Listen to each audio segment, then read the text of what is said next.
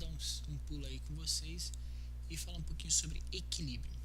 As aulas de estática são conceitos não muito trabalhados dentro dos colégios, eu percebo muito bem isso, sempre fica pro final do ano e tal, e aí às vezes o professor não consegue trabalhar o conceito aí passo a passo com vocês.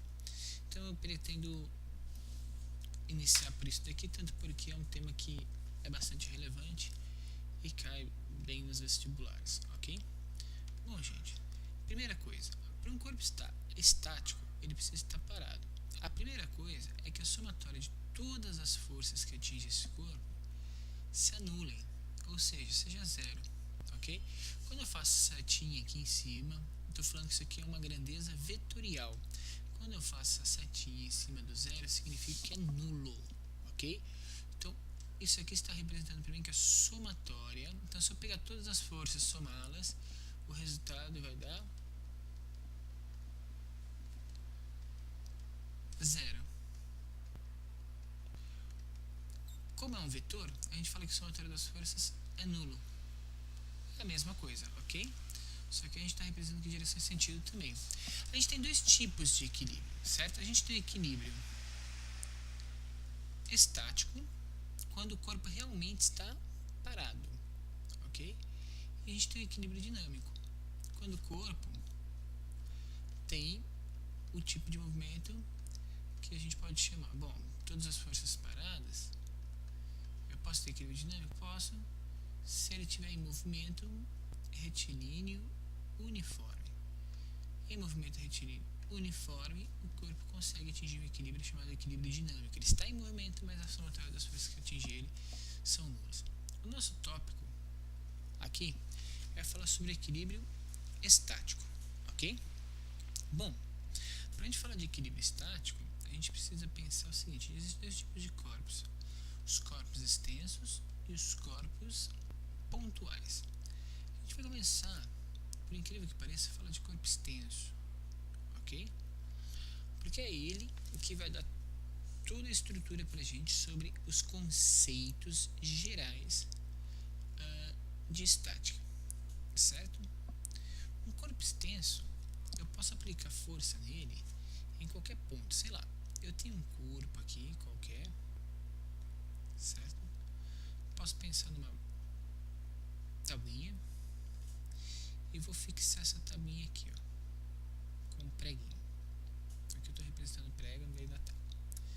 Se eu aplicar força em alguns pontos dessa tábua, eu consigo provocar nela, por exemplo, se eu aplicasse força aqui, eu conseguiria fazer essa tabuinha ter um movimento de giro, ou seja, um movimento que a gente chama de movimento rotacional.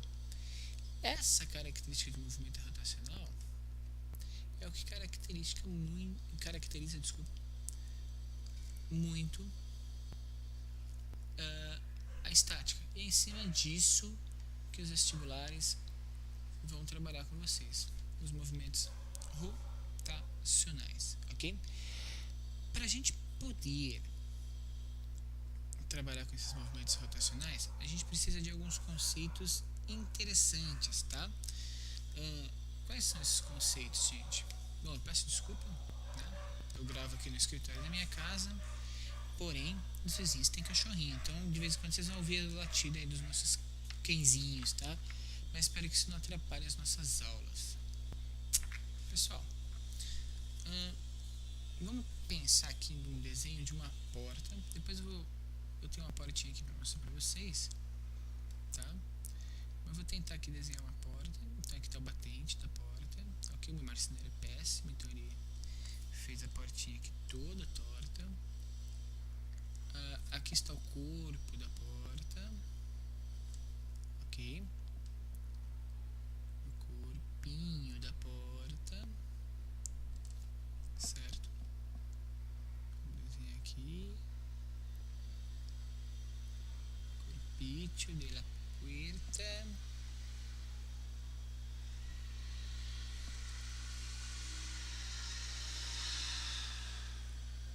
Mais ou menos isso, tá? Aqui estão aquilo que a gente chama de dobradiça, ok? Se você nunca visitou a sua porta, por favor visite a sua porta, é importante você conhecer a sua porta. ok? Vocês já perceberam que a maçaneta da porta, ela está nessa ponta? Por que não colocar uma maçaneta, por exemplo, fazer um assim, ok? Por que não? Bom, daqui vem as características de estática. Primeira coisa, esse ponto aqui, ok, é chamado de ponto fixo. É sobre ele que a gente tem que analisar. A estática diz que qualquer força feita a uma certa distância do ponto fixo permite com que esse corpo rotacione. A única coisa que tem que acontecer é que a força aplicada não pode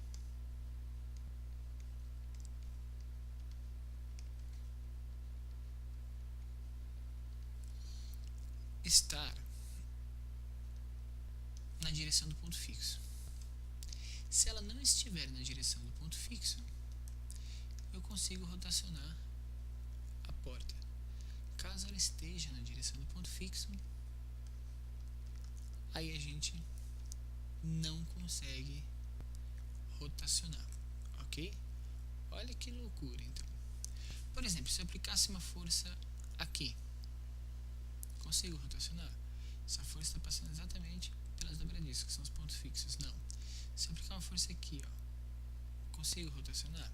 Não, porque olha a direção da força. Vem direto para o ponto fixo. Aonde que eu tenho que aplicar uma força? Posso aplicar uma força aqui, por exemplo. Ó. Se eu aplicar uma força aqui, que é o que normalmente a gente faz para abrir uma porta, eu consigo rotacioná-la. Ou seja, eu estou com um certo ângulo em relação a esse ponto fixo. Para a gente poder entender como que a gente consegue rotacionar isso aí, uma das características da estática é a distância entre a força aplicada e esse ponto fixo, ok? Essa distância a gente chama de braço, ok? Da alavanca. Então, opa, esse L aqui é meio estranho. Da alavanca.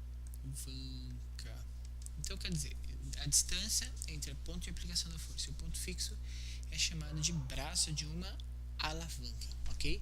A gente vai representar ele sempre por um Bzinho, tá? A gente tem que ficar escrevendo o tempo todo, a gente vai representar por um pequeno B. Tranquilo? Aqui embaixo eu tenho um exemplo. Deixa eu ver se eu encontro ele. Ele aqui, ó. Certo? O que é isso daqui? Isso aqui se chama timão. Que não é o Corinthians, tá? É o timão de verdade. E o que está acontecendo aqui? O timão ele tem um ponto fixo aqui, ó. Eu prendo isso daqui num ponto do barco, lá onde vai estar direcionando o movimento. E aí eu posso aplicar força para mudar esse movimento. E eles sempre aplicam força aqui, ó. Você percebe que essas forças, elas nunca passam pelo ponto de equilíbrio. Se o cara fizesse uma força aqui, ele não conseguiria movimentar esse timão. Eu preciso fazer uma força sempre com um certo ângulo em relação ao ponto de equilíbrio. Principalmente, eu vou ter maior intensidade de força, ou seja, maior aproveitamento e rendimento desse sistema, se essa força for perpendicular a esse ponto de equilíbrio. E mais, se o braço da alavanca for grande. Quanto maior o braço da alavanca, melhor, ok? Dentro dessas características, vai surgir o conceito de torque. O que é torque? Torque é a relação que a gente consegue aí, isso aqui também é chamado de momento de força, mas essa relação entre o braço da alavanca e a força aplicada. Então agora a gente não está mais num movimento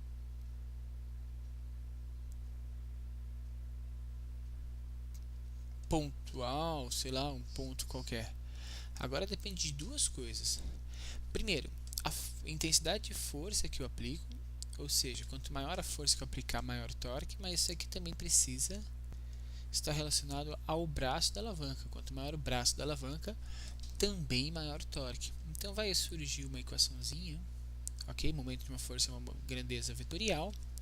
Ela sempre vai ter direção, esse sentido, da onde está sendo aplicada a força, ou seja, do movimento de rotação do sistema, ok? E ela é F, força, ok? Vezes o momento da força, vezes o braço, desculpa. Então, o momento de uma força é dado pela força aplicada vezes o braço da alavanca. Por quê? Porque o momento da força é diretamente proporcional à força e o momento também é diretamente proporcional ao braço. Mas força e braço são inversamente proporcionais. Se eu quiser manter o movimento, toda vez que eu aumentar a força, eu vou ter que diminuir o braço. E aí por diante, ok? Isso é extremamente importante, gente. Como assim eu quiser manter a força, professor? Vamos pensar aqui numa gangorra, ok? Uma gangorrazinha, bonitinha, ok? Eu tenho uma mocinha sentada aqui, ok? E um mocinho bonitinho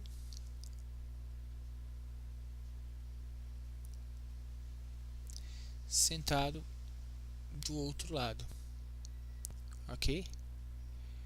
Perceba que o mocinho aqui é mais forte do que a mocinha, um pouco mais forte, ok?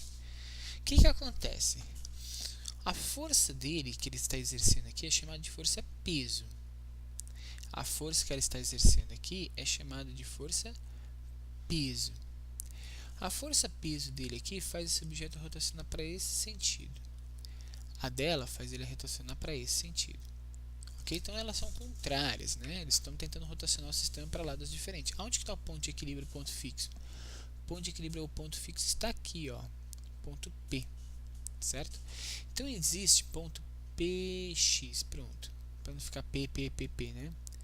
Existe uma distância entre o rapaz e o ponto fixo, que é um braço da alavanca.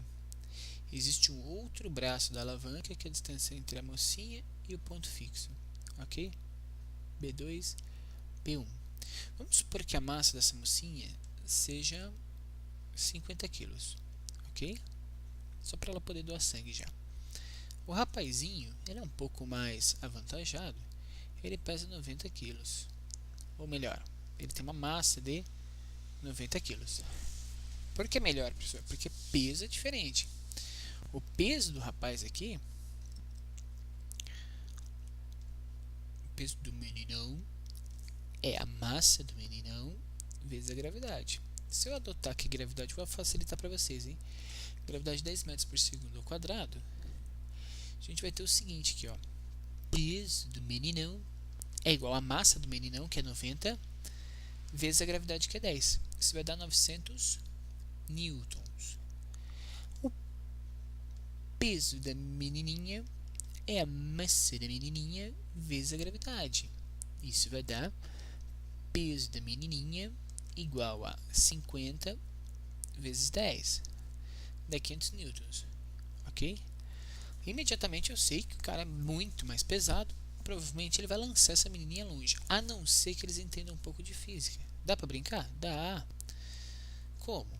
Da seguinte forma: para que esse sistema esteja em equilíbrio, o momento da força do meninão, ou seja, o momento da força que ele provoca. O que é o momento da força que ele provoca? A força que ele provoca para conseguir rotacionar esse sistema, ok? Tem que ser igual ao momento da força da menininha. Então percebe que o sistema é um pouco mais complexo. Não depende agora só da força, se as forças são iguais, mas depende da força e do braço da alavanca, certo? Então, por exemplo, o meninão, ele tem uma força, braço, força, braço. A força do meninão é 900 newtons, ok? A força da menininha é 500 newtons. Aí eu digo assim para vocês que a menininha está sentada a 1 metro, vai. 1 metro do ponto fixo. Então ela está a 1 metro do ponto fixo. Quanto que tem que ser o braço desse menino para que ele consiga equilibrar com a menina e não lançar ela longe? Então é só a gente comparar os dois sistemas. Quando eu comparo esses dois sistemas, eu caio nessa situação aqui, ó. Corta esses zeros, 5 sobre 9, ok? 5 dividido por 9, não dá para dividir 0, né? 9, 18, 27, 36, 45, dá 5. Sobra 5, vai cair numa dízima, né? 5, 5, 5, 5, 5. Então eu vou colocar só duas casas depois da vírgula. Ele vai ter que se sentar a aproximar de 0,55 metros, ou 55 centímetros. Se ele se sentar a 55 centímetros do ponto fixo da gangorra, e a menina se sentar a 1 metro do ponto fixo da gangorra, o peso deles não vai interferir no sistema. Eles vão estar em equilíbrio da mesma forma. Então daí a importância de um braço de uma alavanca, ok? Tranquilo, pessoal? Na próxima aula, a gente vai verificar se essa força não for perpendicular. Se a força não for perpendicular, como que posso relacionar esse braço dessa alavanca? Ao final da próxima aula, nós teremos aí a nossa lista de exercícios sobre estática. Espero que tenham gostado da aula. Por favor, pessoal, deixa eu ser claro com vocês. Eu preciso que vocês curtam os vídeos, que vocês se inscrevam na página. Eu vejo muito vídeo de maquiagem, as menininhas viajando, comprando bolsinhas, ou alguns vídeos de culinária. Oh, é muito mais gostoso, é muito mais gostoso. Tem uma boa procura, tem uma boa propaganda, tem, é muito legal. E vive lotado de gente. Só que quando a gente fala de educação, parece que a galera não curte muito, né? Então, pessoal, vamos assistir os vídeos. Eu estou aqui para auxiliá-los e acredite mesmo. Eu estou selecionando exatamente os principais assuntos do seu vestibular. Então, se você pretende passar no vestibular, ok? E não passar só pelo vestibular, mas ser aprovado, curta nossa página, siga os nossos vídeos, que nós estamos preparando você. Um grande abraço a todos e até a próxima aula.